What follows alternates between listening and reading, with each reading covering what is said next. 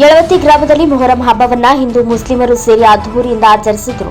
Hindu Muslim ಭಾವೈಕ್ಯತೆಯನ್ನ ಸಾರುವ ಮೊಹರಂ ಹಬ್ಬವನ್ನ ಯಳವತ್ತಿ ಗ್ರಾಮದಲ್ಲಿ ಅದ್ದೂರಿಯಿಂದ ಆಚರಿಸಲಾಯಿತು. ಮೊಹರಂ ಹಬ್ಬ ಮುಸ್ಲಿಮರಿಗೆ ಸಂತೋಷದ ಹಬ್ಬವಲ್ಲ, ಇದು ಮುಸ್ಲಿಮರ ತ್ಯಾಗ ಬಲಿದಾನದ ಪ್ರತೀಕ. ಇದು 14ನೇ ಶತಮಾನದಲ್ಲಿ ಅವರ ಸಮುದಾಯದಲ್ಲಿ ನಡೆದ ತ್ಯಾಗ ಬಲಿದಾನದ ಕುರಿತು ಆಚರಿಸಲ್ಪಡುವ ಹಬ್ಬ. ಈ ಹಬ್ಬವನ್ನ ಯಳವತ್ತಿ ಗ್ರಾಮದಲ್ಲಿ ಹಿಂದೂ ಮುಸ್ಲಿಮರು ಸೇರಿ ಅದ್ದೂರಿಯಿಂದ ಆಚರಿಸಿದ್ರು. ಭಕ್ತರು ತಮ್ಮ ಇಷ್ಟಾರ್ಥಗಳನ್ನ ಬೇಡಿಕೊಂಡ್ರು. ಈ ಸಂದರ್ಭದಲ್ಲಿ ಯುವಕರ ಕೋಲಾಟ, ಹೆಜ್ಜೆ ಕುಣಿತ ನೋಡುಗರ ಕಣ್ಮನ ಸೆಳೆದವು. Basavaraja Navalgund, NKS TV 4 news, Shirahatti.